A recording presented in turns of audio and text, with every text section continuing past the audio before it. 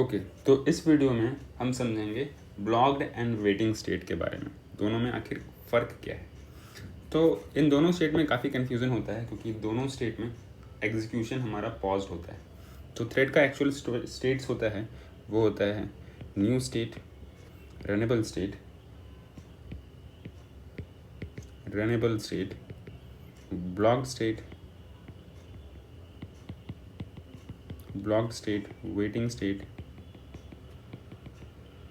Waiting, timed waiting,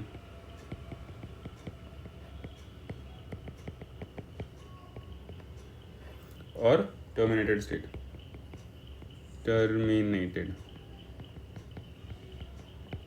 तो ये जो तीनों स्टेट्स हैं ना, ये सारे स्टेट्स में हमारा एग्जीक्यूशन बंद होता है। तो ये सब एक जैसा ही लगता है, बट फ़र्क क्या है इन तीनों में। ब्लॉक स्टेट सिंपल है।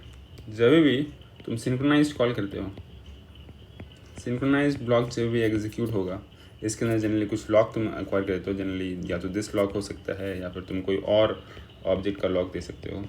कोई भी ऑब्जेक्ट हो सकता है ये OBJ, या तो तुम वो स्पेसिफाई कर सकते हो यहाँ पे लॉक, ठीक है। एंड देन फिर तुम्हारा कुछ एग्जीक्यूशन एरिया है, यहाँ पे कुछ हो रहा है।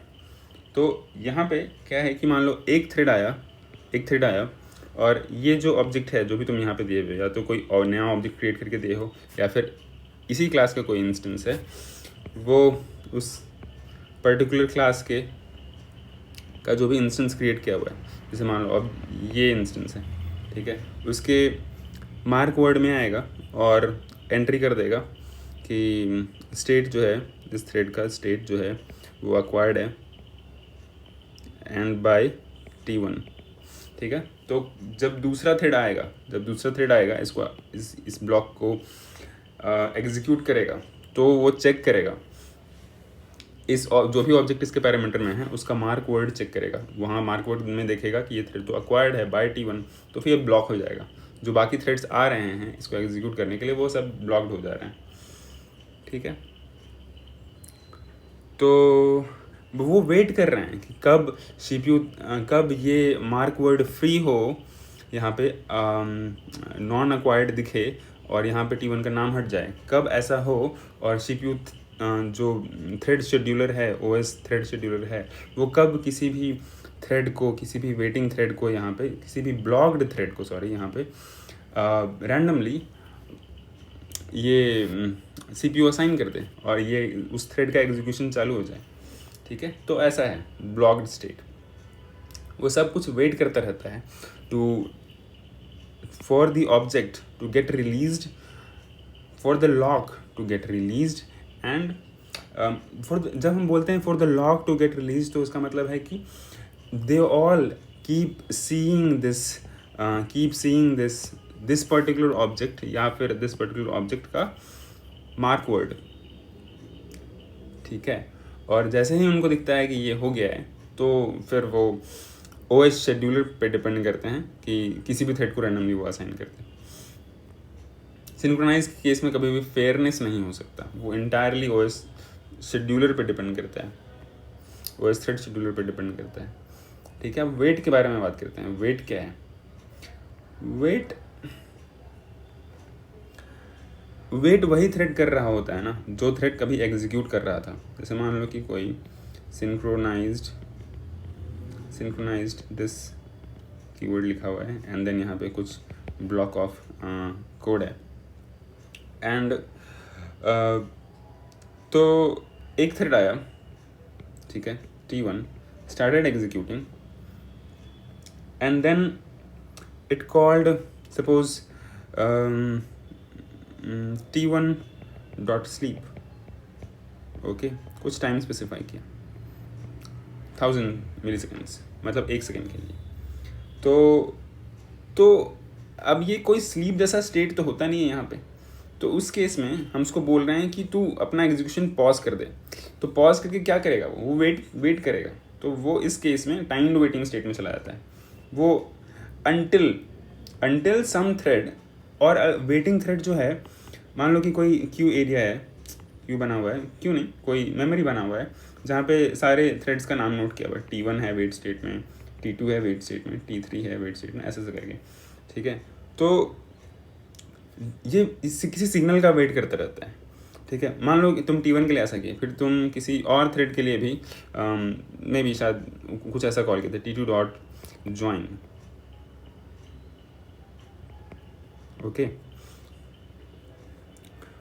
तो फिर जो भी मेथड इस लाइन को एग्जीक्यूट करता है, सपोज मेन थ्रेड इस लाइन को एग्जीक्यूट करता है, तो फिर ये मेन थ्रेड जो है वो भी वेट स्टेट में चला जाता, इस जो भी डेटा स्ट्रक्चर है इस डेटा स्ट्रक्चर में चला जाता। तो और फिर ये सारे वेटिंग थ्रेड्स को नोटिफाई करना पड़ता है। ये सारे वेटिंग थ्रेड्स जो है ना, एक सिग्नल का वेट करते हैं कि जब हमको ये सिग्नल मिलेगा प्रोग्राम एग्जीक्यूशन के थ्रू ही, तो फिर हम वापस से थ्रेड को अक्वायर करने की कोशिश करेंगे, थ्रेड को नहीं, लॉक को अक्वायर करने की कोशिश करेंगे, ठीक है। तो मान लो कि तुम किसी ब्लॉक ऑफ कोड में ऐसा लिखते हो कि object dot notify all, object dot notify, अगर तुम नोटिफाई लिखोगे तो रैंडमली किसी को भी ये जगा देगा, ठीक है। T2 को जगा दिया मान लो, तो फिर T2 जगने के बाद इमिडिएटली तो एग्जीक्यूशन स्टार्ट नहीं करेगा, उसको उसी फ्लो से जाना पड़ेगा। ये T2 जग गया, उसके बाद फिर वो जिस भी ब्लॉक को एग्जीक्यूट कर रहा था, जैसे मान लो कि इसको ये यहाँ पे स्लीप हुआ था, ठीक है। अब कहीं पे तो ऑब्जेक्ट डॉट नोटिफाई कॉल हुआ, और वो इस डेटा स्ट्रक्चर में जो भी थ्रेड्स वेट कर रहे थे वो उनमें से कोई एक रैंडमली जग गया, मान लो T1 जग गया, ठीक है। तो जगने के बाद वो फिर इमिडिएटली फर्दर लाइन को एग्जीक्यूट करना चालू नहीं करेगा, वो फिर ब्लॉक स्टेट में चला जाएगा। वो फिर देखेगा कि जो OS थ्रेड शेड्यूलर है वो तो बिजी है, किसी और थ्रेड को एग्जीक्यूट कर रहा है, तो वो वेट करते रहेगा कब थ्रेड शेड्यूलर फ्री हो, कब उसको टाइम मिले और कब वो हमको एग्जीक्यूट करने दे। तो फिलहाल वो ब्लॉक वेटिंग स्टेट के बाद वो ब्लॉक स्टेट में रहेगा, थ्रेड शेड्यूलर की मर्जी पर डिपेंड करता है। और एक दूसरा मेथड है ऑब्जेक्ट डॉट नोटिफाई ऑल, इसको कॉल करोगे तो सारे के सारे थ्रेड जग जाएंगे, ठीक है। फिर सारे तुम्हारा थ्रेड शेड्यूलर पे डिपेंड करते रहेंगे कि हाँ भाई 4 कोर है तुम्हारे में या 8 कोर है, तो और मान लो कि 8 ही थ्रेड वेट करा था, तो हो सकता है कि तीनों इमीडिएटली एग्जीक्यूशन स्टार्ट कर दे, चारों इमीडिएटली एग्जीक्यूशन स्टार्ट कर दे, ठीक है। अब ये जो ऐसा नहीं है कि सिर्फ नोटिफाई एंड नोटिफाई ऑल से ही ये वेटिंग थ्रेड्स जगते हैं, ये इंटरप्ट सिग्नल से भी जगते हैं। अगर मान लो कि T1 डॉट इंटरप्ट है ना, या फिर तुम्हारे कोड में ऐसा लिखा हुआ है कि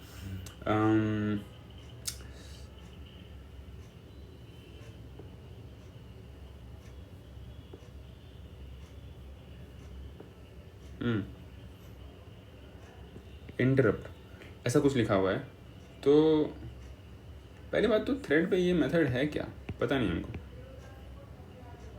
बेसिकली यहाँ पे था ना, यहाँ पे नोटिफाई कर रहे थे तुम, बट तुम कहना ही चाहते हो कि ये नोटिफाई एंड वेट सिग्नल, दो सिग्नल्स से जगता है, एक तो नोटिफाई या फिर तुम्हारा interrupt.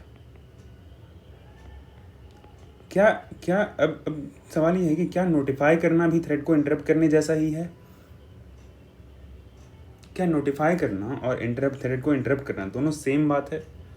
And how will I interrupt uh waiting thread? और तुम, ठीक है ये तुम्हारे सवाल हैं, इनको सर्च करके वापस से एक वीडियो बनाना। तो तुम कहना ये चाहते हो कि ब्लॉक स्टेट में a thread is trying to acquire the CPU and acquire the lock, but wait state में है तो वो ट्राई ही नहीं कर रहा है, वो तभी जगेगा जब वो उसको कोई सिग्नल मिलेगा, या तो नोटिफाई ऑल या फिर कोई इंटरप्ट आया, तो तब वो वेट स्टेट से ब्लॉक स्टेट में जाएगा, एंड देन फिर वो CPU अक्वायर करने की कोशिश करेगा, ऑब्जेक्ट अक्वायर करने की कोशिश करेगा, ठीक है। ये डिफरेंस है।